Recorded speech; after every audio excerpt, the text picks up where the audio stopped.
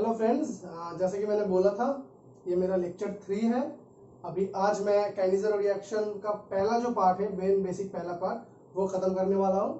तो welcome back to my channel. I wish you are all good, you are practicing well and studying well chemistry. So basically today आज हम लोग काइनेजर का जो first part है वो पूरा ख़त्म करने वाले हैं। और आज मैं कोशिश करूँगा थोड़ा शॉर्ट में और पूरा कॉन्सेप्चुअल पार्ट क्लियर हो जाए। और आज का जो टॉपिक है मैं आज कोशिश करूंगा लेक्चर 3 में काइनेजर का पहला पार्ट में खत्म करूंगा। ठीक है, चलो तो फटाक से शुरू करते हैं। तो मैंने बताया था ऐसे एक फॉर्मल्डिहाइड ले लिया जिसमें कोई अल्फा हाइड्रोजन और एसिडिक हाइड्रोजन नहीं है। तो बेसिकली ये यहाँ पे अटैक करेगा न्यूक्लियोफिलिक अटैक, क्योंकि OH minus is acting as a nucleophile है। तो ये होगा आपका इंटरमीडिएट। ठीक है, और मैंने बोला था कि ये यहाँ से मीडियम में पानी है, मीडियम से पानी से एसिडिक प्रोटॉन नहीं ले रहा है, क्योंकि अगर वो लेगा तो फिर से फॉर्मल्डिहाइड हो जाएगा। ठीक है, तो बेसिकली चलो अब हम लोग जो एक्चुअल मैकेनिज्म है वो देखते हैं। ठीक है, एक्चुअल जो मैकेनिज्म है वो देखते हैं।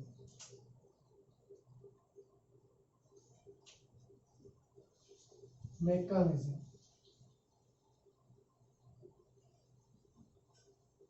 क्या होता है? तो फर्स्ट स्टेप में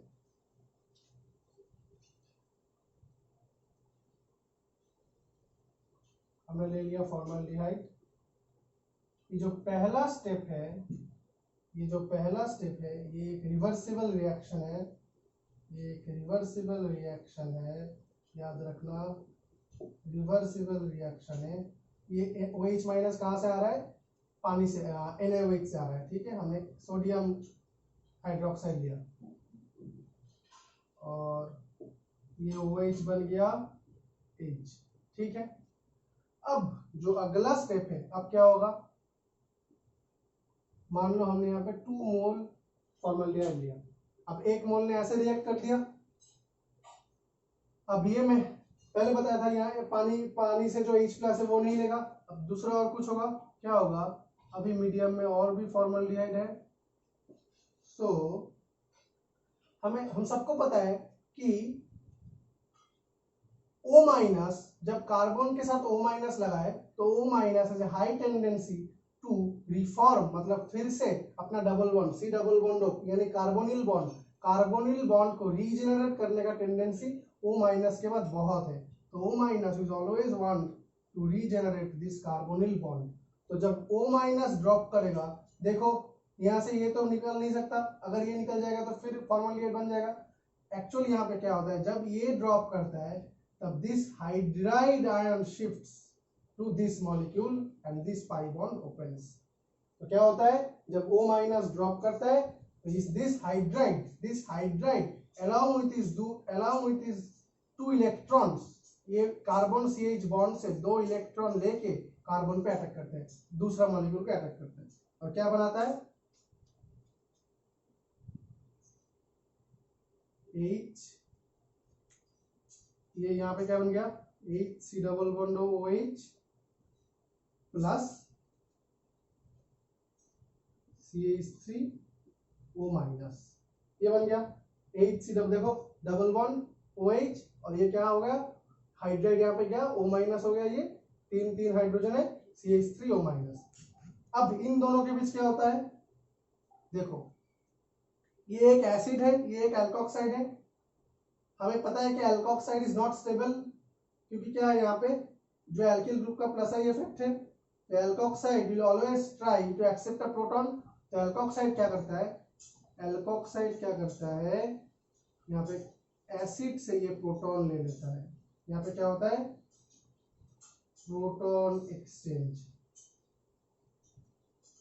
तो हमने क्या किया? एसिड से ये प्रोटॉन ले लिया। ठीक है, एसिड से ये प्रोटॉन ले लिया। अब ये प्रोटॉन एक्सचेंज क्यों हुआ? प्रोटॉन एक्सचेंज इसीलिए हुआ क्योंकि ये जो था, मैं ऊपर वाला हिस्सा थोड़ा, अच्छा ठीक है, ये जो था यहाँ पे देखो,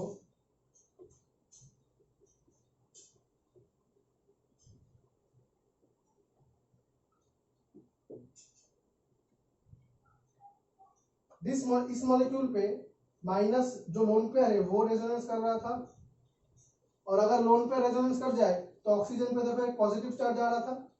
ऑक्सीजन पे पॉजिटिव चार्ज स्टेबल नहीं है क्योंकि इलेक्ट्रोनेगेटिव एटम पे पॉजिटिव चार्ज स्टेबल नहीं है। तो अगर ये हाइड्रोजन यानी ये O- प्रोटॉन को ले लेगा तब देखो ऑक्सीजन पे 9 माइनस चार्ज आ रहा है। अब देखो ये रेजोनेंस बहुत अच्छी तरीके से होगा, ये रेजोनेंस फिर बहुत अच्छे तरीके से होगा और क्या बनेगा, दो इक्विवेलेंट रेजोनेंस स्ट्रक्चर। ये दोनों देखो 1 और 2 इक्विवेलेंट है। तो फॉर दिस स्टेबिलिटी रीजन क्या होता है कि जो फॉर्मल्डिहाइड है मतलब जो एसिड है वो एल्कोक्साइड के साथ प्रोटॉन एक्सचेंज करके क्या बनाता है, salt of formic acid, salt of formic acid and methanol. तो पहले फिर से एक बार फटाक से जो मेन रिएक्शन था वो यहाँ पे देखते हैं, ठीक है। सिर्फ रिएक्शन देखेंगे, मैकेनिज्म तो कर लिया हमने सबने। तो क्या होता था, फॉर्मल्डिहाइड लिया हमने,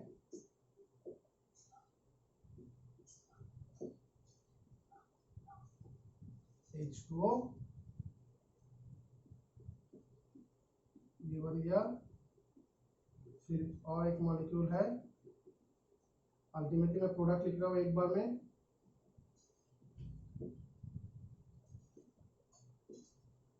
ठीक है। ये बन गया, ये बन रहा था, डायरेक्टली देखा हमने। अब एक चीज बताओ, यहाँ पे कार्बन का ऑक्सीडेशन नंबर क्या है, ऑक्सीजन पे -2, पता है ऑर्गेनिक मॉलिक्यूल का ऑक्सीडेशन नंबर कैसे निकालते हैं, कुछ भी मॉलिक्यूल का। तो ऑक्सीजन इज मोर इलेक्ट्रोनेगेटिव, एक बॉन्ड के लिए इसके पास -1 गया, दिस बॉन्ड के लिए एक और एक बॉन्ड के लिए -1 गया, -1 -2, और कार्बन पे कितना आया, ऑक्सीजन के लिए +2 और दोनों हाइड्रोजन के लिए +2। Hydrogen is less electronegative, sorry -2 आया। तो एल्डिहाइड में फॉर्मल्डिहाइड में क्या है, देखो कार्बन का ऑक्सीडेशन सिर्फ 0 है, कार्बन का ऑक्सीडेशन सिर्फ फॉर्मल्डिहाइड में 0 है, ठीक है। ओके, कार्बन का ऑक्सीडेशन फॉर्मल्डिहाइड में 0 है, हाइड्रोजन के प्लस +1 गया, हाइड्रोजन के प्लस +1 गया, और तो कार्बन के प्लस -2 आया हाइड्रोजन के लिए, दोनों हाइड्रोजन के लिए -2 और ऑक्सीजन के लिए +2। यहाँ पे देखते हैं एसिड में, एसिड में क्या होगा, दोनों ऑक्सीजन के मतलब दो ऑक्सीजन के साथ दो बॉन्ड के लिए कार्बन पे +2 आया, हाइड्रोजन के लिए क्या आया, -1 आया, और एक ऑक्सीजन के लिए फिर से +1 आया। तो यहाँ पे +2 हो जा रहा है, एसिड में कार्बन का ऑक्सीडेशन से +2, और देखो ये एक्चुअली क्या है, 3 हाइड्रोजन लगा हुआ है और एक ऑक्सीजन लगा हुआ है। तो 3 हाइड्रोजन के लिए कार्बन प्लस कितना है, 3 हाइड्रोजन के लिए -3 आया, एक ऑक्सीजन के लिए +1 आया, तो यहाँ पे कितना हो रहा है, -2, ठीक है। अब देखो 0 से ऑक्सीडेशन स्टेट एक बार -2 हुआ, और 0 से एक बार ऑक्सीडेशन स्टेट 0 से एक बार +2 हुआ, और 0 से एक बार -2 हुआ, 0 से एक बार +2 हुआ और 0 से -2 हुआ। 0 से +2 मतलब क्या हुआ, ऑक्सीडेशन हुआ, ऑक्सीडेशन हुआ, और 0 से -2 मतलब क्या हुआ, रिडक्शन हुआ, 0 से -2 मतलब रिडक्शन हुआ, ठीक है। तो बेसिकली देखो फॉर्मल्डिहाइड हमारे पास था, आफ्टर कैनिज़रो रिएक्शन बेसिकली क्या हुआ, एक ही मॉलिक्यूल था, एक ही मॉलिक्यूल का एक ही स्पीसीज था, एक ही स्पीसीज का दो अलग अलग ऑक्सीडेशन स्टेट हमें प्रोडक्ट में देखने को मिल रहा है, एक ही स्पीसीज का दो अलग अलग ऑक्सीडेशन स्टेट हमें प्रोडक्ट्स में देखने को मिल रहा है। तो this type of reaction is known as क्या, बताओ, this type of reaction is known as disproportionation reaction, disproportionation reaction मतलब same species in the reactant is showing two different oxidation states in the product side, ठीक है। तो basically Cannizzaro is a kind of, मतलब Cannizzaro क्या है, Cannizzaro is a redox reaction, Cannizzaro is a redox reaction. यहाँ पे simultaneously oxidation and reduction both are taking place, ठीक है। देखो फॉर्मल्डिहाइड से एक बार एसिड हुआ और फॉर्मल्डिहाइड से एक बार अल्कोहल हुआ। फॉर्मल्डिहाइड से एसिड मतलब नॉर्मली हम सबको पता है फॉर्मल्डिहाइड से एसिड मतलब उसका ऑक्सीडेशन हो रहा है, और फॉर्मल्डिहाइड से देखो अल्कोहल मतलब उसका रिडक्शन हो रहा है, ठीक है। पूरा क्लियर हो गया मैकेनिज्म। आप लोग वीडियो पॉज करके एक बार दोबारा देख लेना, ठीक है। और पूरे नोट्स मेरे वेबसाइट में है, वहीं पे नोट्स देख लेना, कोई दिक्कत नहीं है आप लोगों को। तो बेसिकली शॉर्ट में अगर लिखे तो 1 नंबर में हमने एग्जांपल में देखा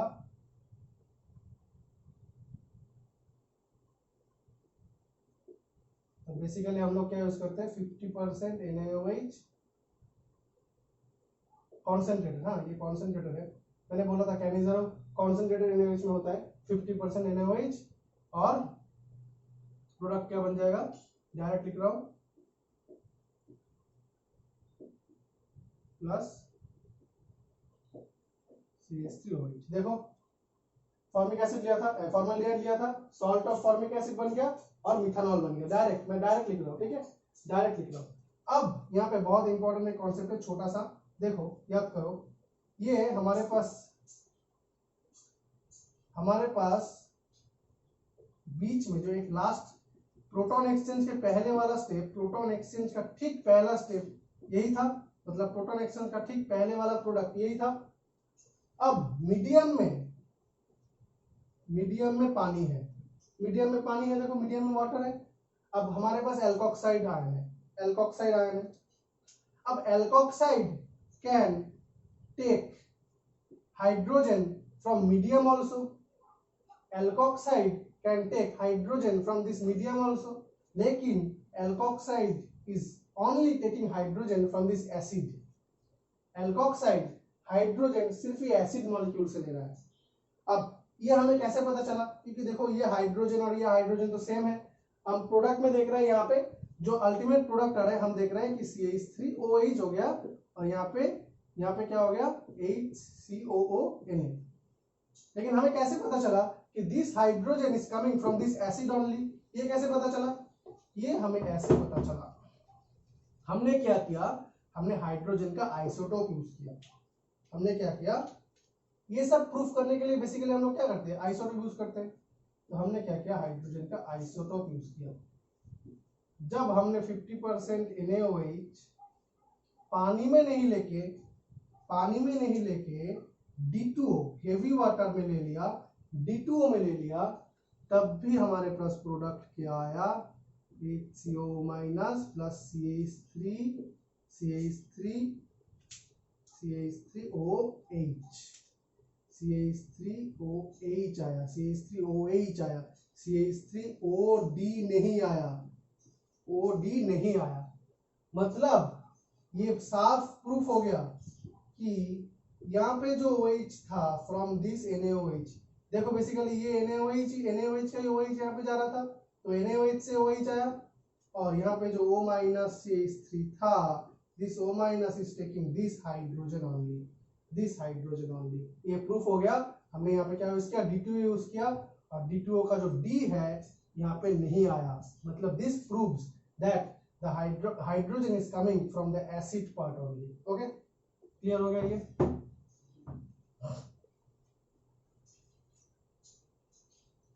अब फटाक से रिएक्शन में काइनेटिक्स देख लेते हैं, क्योंकि काइनेटिक्स से क्वेश्चन आता है। काइनेटिक्स मतलब हम यहाँ पे रिएक्शन का ऑर्डर देखेंगे, ठीक है, रिएक्शन का ऑर्डर देखेंगे। एक और एग्जांपल देख लेते हैं, सेकंड एग्जांपल ये क्या है, बेंजल्डिहाइड हो गया, बेंजल्डिहाइड। अब बेंजल्डिहाइड में भी नो अल्फा हाइड्रोजन और नो एसिडिक हाइड्रोजन, बेंजल्डिहाइड में भी no alpha hydrogen no acidic hydrogen, तो क्या प्रोडक्ट देगा, फटाक से बताओ, प्लस, ठीक है। बेंजल्डिहाइड में भी no acidic hydrogen no alpha hydrogen, तो सिमिलर मैकेनिज्म, सेम मैकेनिज्म। आप खुद से ट्राई करना, घर पे ट्राई करना, कॉपी में लिख के देखो क्या हो गया। सोडियम बेंजोएट, यहाँ पे अगर NaOH लेंगे तो यहाँ पे NaONA हो जाएगा, मतलब salt of benzoic acid and benzyl alcohol, ठीक है, समझ में आ गया। अब यहाँ पे हम लोग इसका कैनिजरो का थोड़ा काइनेटिक्स देखते हैं। कैनिजरो का क्या देखेंगे, रिएक्शन काइनेटिक्स। हम लोग बेसिकली यहाँ पे ऑर्डर ऑफ द रिएक्शन निकालेंगे, ठीक है। तो फर्स्ट स्टेप हम लोग क्या लिख सकते हैं, हम लोग फॉर्मूला ले रहे हैं। First step is a reversible step. तो इसमें हमने क्या कर दिया, ये जो फॉरवर्ड डायरेक्शन का कांस्टेंट था KF ले लिया रिएक्शन कांस्टेंट, और बैकवर्ड का ले लिया KB। ठीक है, इक्विलिब्रियम में पढ़े थे हम लोग KF KB। तो फर्स्ट स्टेप में ये हुआ, और अगला स्टेप में हमारे पास एक और मॉलिक्यूल ये था, एक और मॉलिक्यूल फॉर्मल्डिहाइड है, 2 मॉलिक्यूल लिए थे, ठीक है, 2 मोल लिए थे, सॉरी 2 मोल।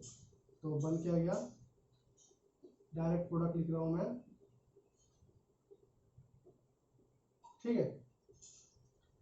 अब बताओ, अच्छा ठीक है, अब रेट लॉ, जो रेट लॉ होते हैं किसके लिए लिखी जाती है? Rate law is written only for the, rate law is written only for the RDS, rate law is written only for the RDS. अब what is the RDS in this step? What is the RDS in this reaction? What is the RDS in this reaction? What is the RDS? इस reaction का जो RDS है वो EH step है। The breaking of hydrogen carbon bond and shifting of hydride is the RDS. The hydride shift step is the RDS. क्यों RDS है ये? क्योंकि carbon hydrogen bond is relatively strong. Okay, carbon hydrogen bond इसके अंदर polarity बहुत ही कम है, तो ये इसको ऐसे आयनिकली ब्रेक करना, H- और C+ बना के ब्रेक करना इज लिटिल बिट टफ। ठीक है, तो this step is the RDS। समझ आ गया कौन सा स्टेप RDS है? This step is the RDS। पहला वाला तो इक्विलिब्रियम स्टेप है, तो हम लोग रेट इक्वेशन किसी के लिए लिखेंगे? Rate equation slowest step of the reaction के लिए लिखेंगे, तो ये स्टेप बन गया आपका RDS। ठीक है, तो rate is equal to K times क्या होगा? Intermediate, K times this intermediate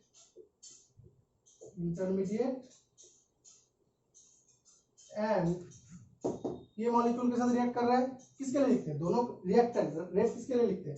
RDS में the species which are involved in the RDS, तो ये species and this species are involved in the RDS।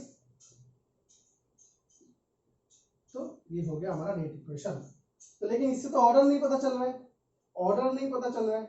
ठीक है, अब ऑर्डर पता करने के लिए क्या करेंगे हम लोग? अब देखो, सबसे कुछ मैथमेटिक्स करेंगे सिंपल, ये इक्वेशन नंबर 1 लिख लेते हैं। ठीक है, अब this is a reversible process, this is a reversible process. ये रिवर्सिबल प्रोसेस क्यों है? देखो, ये जो इंटरमीडिएट है, सी ये इंटरमीडिएट में O- has a tendency to back donate and remove this OH-, क्योंकि OH- is a good leaving group, is a moderately good leaving group. अगर O- ड्रॉप करता है तो ये OH- निकल जाएगा, ये भी हो सकता है पॉसिबिलिटी। अगर ये होता है तो it will back to this step, it will back to the reactant step, reactant में बैक कर जाएगा। ठीक है, तो इसीलिए हम क्या करते हैं? We use concentrated base. अगर हम कॉन्सेंट्रेटेड बेस यूज करेंगे तो according to Le Chatelier principle, अगर हम रिएक्टेंट साइड में रिएजेंट को इंक्रीज करेंगे, रिएक्टेंट को इंक्रीज करेंगे, तो product the equilibrium will shift towards the product side according to Le Chatelier principle. इसीलिए हम जो concentration of ये तो रिएक्टेंट है ना, OH- is also a reactant, these two are reacting to form this। तो इसीलिए हम रिएक्टेंट की कॉन्सेंट्रेशन हाई लेते हैं ताकि हमारा इक्विलिब्रियम फॉरवर्ड डायरेक्शन में शिफ्टेड हो और ये स्टेप पॉसिबल ना हो, ये स्टेप पॉसिबल ना हो, ये स्टेप पॉसिबल ना हो। समझ आ गया? ठीक है, तो ये स्टेप पॉसिबल नहीं है, मतलब होता है, बिल्कुल होता है, इसीलिए तो इक्विलिब्रियम बनाया मैंने। ये स्टेप पॉसिबल नहीं है क्योंकि हम कॉन्सेंट्रेटर ले रहे हैं, तो यहाँ पे मोर बेटरली अगर रिप्रेजेंट करें तो forward reaction is less, backward reaction is less than the forward reaction. क्योंकि हम कॉन्सेंट्रेटर बेस ले रहे हैं तो forward reaction is more prominent. ठीक है, अब देखो, तो ऑलवेज हमें सबको पता है कि all reversible reactions reach at equilibrium at a time, मतलब एक टाइम में तो इक्विलिब्रियम पहुंचेगा, इक्विलिब्रियम स्टेज वो एक्सेप्ट स्टेज में जाएगा, ठीक है, तो all reversible reaction attain equilibrium at certain time. तो let us write the equilibrium stage reaction, मतलब इक्विलिब्रियम स्टेज में जो इक्वेशन होगा वो लिखते हैं। ठीक है, तो अगर हम लिखेंगे एट इक्विलिब्रियम, क्या लिख सकते हैं एट इक्विलिब्रियम हम लोग, देखो KF एट इक्विलिब्रियम में क्या होता है, rate of forward reaction equals to rate of backward reaction.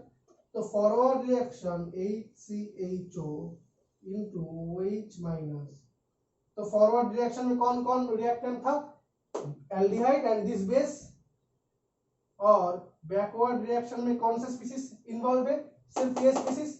अभी तो ये नहीं है, ये तो इसके आगे क्या है, इक्विलिब्रियम स्टेप बस इतना है, इक्विलिब्रियम स्टेप बस इतना है। ठीक है, तो बैकवर्ड रिएक्शन में बस एक ही स्पीसीज इन्वॉल्व है, HCO माइनस OH। ठीक है, समझ आ गया। अब मैं ऊपर का हिस्सा मिटा दे रहा हूं, ऊपर का हिस्सा मिटा रहा हूं।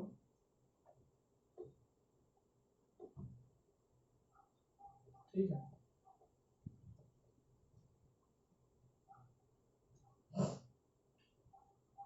तो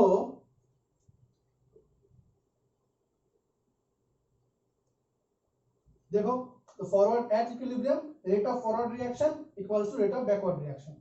अब हमें इसको सब्स्टिट्यूट करना है, ये इस टर्म को सब्स्टिट्यूट करना है। कैसे करेंगे, तो अगर हम इसको यहाँ से 2 से, यहाँ पे 2 को ही लिख रहे हैं। ठीक है, तो 2 से अगर इसको अलग ले ले, सिंपल मैथमेटिक्स, कुछ भी नहीं है, अलजेब्रा, इसको बाहर ले लिया तो क्या हो जाएगा, KF बाई KB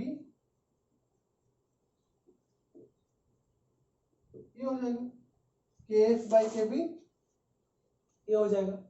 ठीक है, KF बाई KB ये हो जाएगा। अब सिंपली हम क्या करेंगे, इस टर्म को इससे सब्स्टिट्यूट कर देंगे।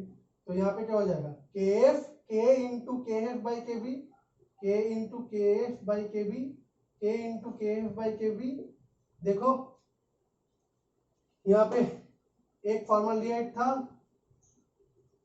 दूसरा एक फॉर्मल्डिहाइड यहां से आ गया, और ये बेस आ गया। एक फॉर्मल्डिहाइड था, दूसरा एक फॉर्मल्डिहाइड आ गया, और एक बेस आ गया। ठीक है, अब इसको सिंप्लीफाई करके लिखेंगे। अगर सिंप्लीफाई करके लिखेंगे तो क्या हो जाएगा, देखो KF K into KF by KB, ये एज ए होल एक कांस्टेंट है, एज ए होल एक कांस्टेंट है। इसको हमने नए कांस्टेंट K डैश मान लिया, नए कांस्टेंट K डैश मान लिया, और इसको मिटा दिया, इसको मिटा के इसका स्क्वायर कर दिया। देखो सेम चीज था, और ये लिख दिया। ये आ गया हमारा फाइनल रेट इक्वेशन। समझ में आ गया कैसे निकाला, बहुत इंपॉर्टेंट है। मैथमेटिकल डेरिवेशन तो आता नहीं है, बस रेट पूछता है। समझ में आ गया। देखो, तो basically what we can say that the overall order is 3 2, इसके रेस्पेक्ट में 2, इसके रेस्पेक्ट में 1। ओवरऑल ऑर्डर क्या आता है, रिएक्टेंट का जो कोएफिशिएंट, रिएक्टेंट का जो पावर है उसका सम, मतलब स्पीसीज का जो, the overall order is the sum of the powers which are appearing in the rate equation. तो ओवरऑल ऑर्डर 3 हो गया, 2 + 3। और देखो एल्डिहाइड के रेस्पेक्ट में ऑर्डर 2 है, और बेस के रेस्पेक्ट में ऑर्डर 1 है। ठीक है, समझ में आ गया, पूरा क्लियर हो गया, समझ में आ गया। This rate is in presence of concentrated base, this rate is in presence of concentrated base. ठीक है, कॉन्सेंट्रेटेड बेस में, क्विक बेस में तो ये रिएक्शन होगा ही नहीं, क्विक बेस या फिर डाइल्यूटेड बेस में तो ये रिएक्शन होगा ही नहीं, तब रिवर्सिबल रिएक्शन हो जाएगा, तो reaction will shift towards backward direction. ठीक है, तो कॉन्सेंट्रेटेड बेस मतलब 50% NaOH और KOH, ओवरऑल ऑर्डर 3 लिख रहे हैं। ठीक है, ओवरऑल ऑर्डर 3, और एल्डिहाइड के रेस्पेक्ट में 2, और बेस के रेस्पेक्ट में 1। ठीक है, ये हो गया कहानी। यहां तक पूरा क्लियर है, यहां तक पूरा क्लियर है। अब let us see what happens in presence of very concentrated base. ये बहुत इंपॉर्टेंट है। इन presence of very concentrated base, मतलब 50% से भी ज्यादा percentage in presence of very concentrated base. Same reaction हम लोग फॉर्मल ले लिया, पहला स्टेप इक्विलिब्रियम है, पहला स्टेप इक्विलिब्रियम स्टेप है।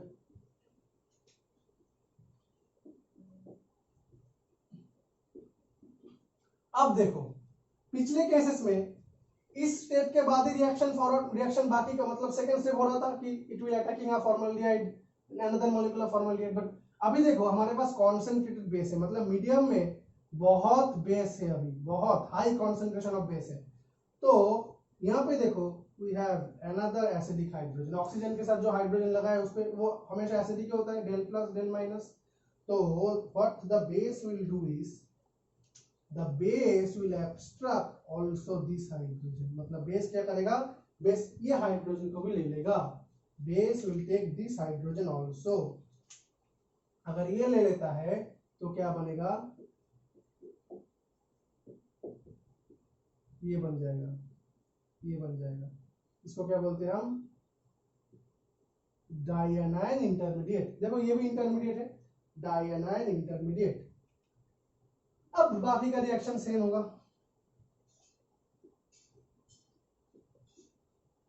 एक और मॉलिक्यूल फॉर्मल्डिहाइड है, यहाँ पे ड्रॉप कर रहा है और हाइड्रोजन जाके यहाँ पे, तो क्या बन जाएगा। अब देखो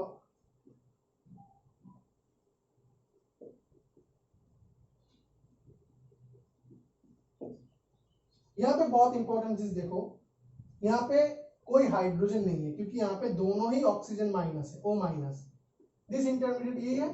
अब देखो यहाँ पे कोई हाइड्रोजन नहीं है, कोई हाइड्रोजन नहीं है, यहाँ पे भी कोई हाइड्रोजन नहीं है। तो इस स्टेप में अभी क्या होगा, this alkoxide will take hydrogen from medium, this alkoxide will take hydrogen from medium, क्योंकि देखो प्रोटॉन एसिड के पास नो हाइड्रोजन, तो इंटरमॉलिक्यूलर प्रोटॉन एक्सचेंज का कोई चांस नहीं है, इंटरमॉलिक्यूलर प्रोटॉन एक्सचेंज का कोई चांस नहीं है। अब एक बार एक चीज ध्यान से देख लेते हैं जल्दी से। तो बेसिकली हमारे पास दो इंटरमीडिएट था, इन प्रेजेंस ऑफ कॉन्सेंट्रेटेड बेस, ये इंटरमीडिएट था intermediate 1, and in presence of very concentrated base हमारे पास ये इंटरमीडिएट था। अब इन दोनों में से which one is a better hydride donor, दोनों में ही हाइड्राइड डोनेट हो रहा था, जब ये ड्रॉप करेगा दोनों से हाइड्राइड डोनेट होगा। तो इन दोनों में which one is a better hydride donor, इन दोनों में which one is a better hydride donor. So यहाँ पे ध्यान से देखो, यहाँ पे एक ही O माइनस है और यहाँ पे दोनों O माइनस है, तो यहाँ पे बेटर चांसेस है कि ये भी ड्रॉप करने की कोशिश करे, ये भी ड्रॉप करने की कोशिश करे। यहाँ पे प्रोबेबिलिटी ज्यादा है,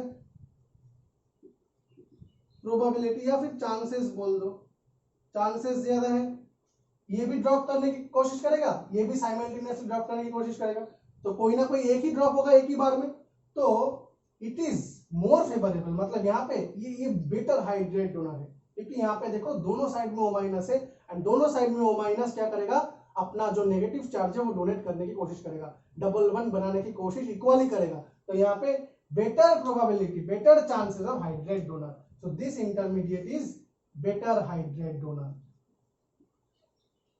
better hydride donor, better hydride donor. समझ में आ गया, ये इंपॉर्टेंट कॉन्सेप्ट था, समझ में आ, ठीक है। अब इन presence of very concentrated base rate equation में जो डिफरेंस आता है वो बस ऐसे ही आता है, इन presence of very concentrated base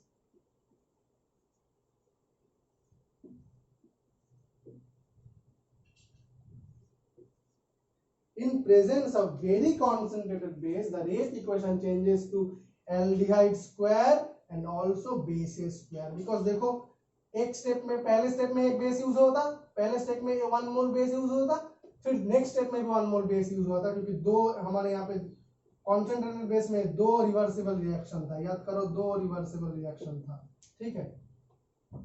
so basically concentrated base में in presence of very concentrated base the overall order is 4 and order with respect to aldehyde is 2 and with respect to base is also 2। समझ में आ गया? concentrated base में in presence of very concentrated base the overall order is 4। ये question आ सकता है, ये question आ सकता है। आपको शायद ओवरऑल ऑर्डर ना पूछे, आपको ये भी पूछ सकते हैं what is the order of the reaction with respect to aldehyde in presence of very concentrated base, तब आपको आंसर देना है 2, तब आपको आंसर देना है 2, ठीक है। अब एक छोटा सा इंपॉर्टेंट कॉन्सेप्ट बता के आज का ये जो सेशन है खत्म करूंगा, mechanism and kinetics of Cannizzaro reaction, ठीक है। So in presence of, let us consider that in presence of we have very concentrated base, we have very concentrated base, so first step very concentrated, हाँ very concentrated, first step में ये हो गया, second step में भी ये हो गया, पता है अभी दिखाया मैंने कैसे होता है। और नेक्स्ट स्टेप में जो हुआ, नेक्स्ट स्टेप में जो हुआ एक और मॉलिक्यूल था,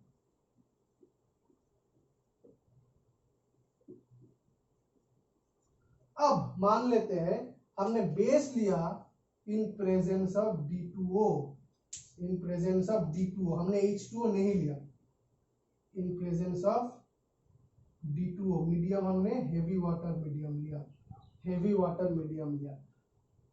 तो मीडियम में देखो हेवी वाटर है, मीडियम में हेवी वाटर है। अब देखो this in presence of normal concentrated base क्या हो रहा था, this alkoxide was taking the hydrogen from this acidic species acid, और मैंने ये प्रूफ किया था कि हाइड्रोजन एसिड से ही आ रहा है, मीडियम से नहीं आ रहा है। और यहाँ पे हम क्या प्रूफ करेंगे कि हाइड्रोजन सिर्फ मीडियम से ही आ रहा है। देखो ये तो बहुत आसान बात है, सिंपल चीज है, simple concept. The acid don't have any hydrogen, acid no hydrogen. अब हाइड्रोजन तो है नहीं, और मीडियम में क्या है, मीडियम में आपका क्या है, आपका हेवी वाटर। तो ये क्या करेगा बेचारा, it is forced to take this one, और मीडियम में तो बहुत हेवी वाटर है, मीडियम लेते हैं हम, एक्सेस में लेते हैं, तो obviously it will take this. So in presence of very concentrated base, in presence of very concentrated base, the alkoxide will take the proton from, तो अगर हम एक बार में रिएक्शन लिखते हैं,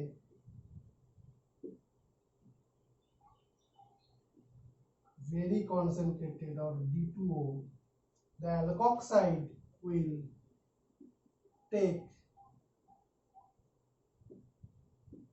the alkoxide will force to take the D from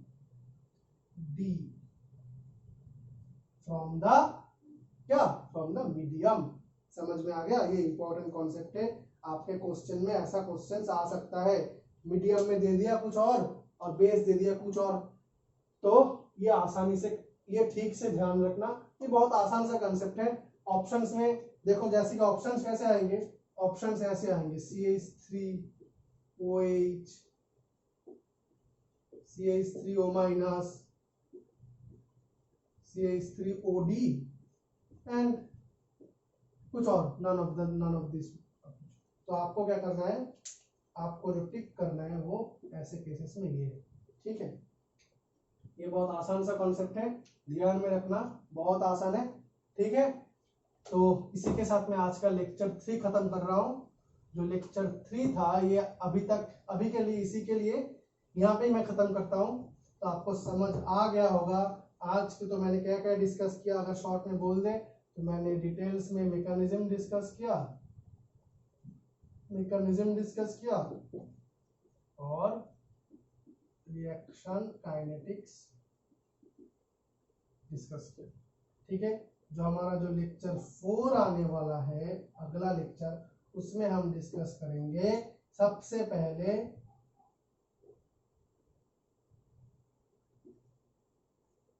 intramolecular Cannizzaro, cross Cannizzaro and exceptional cases.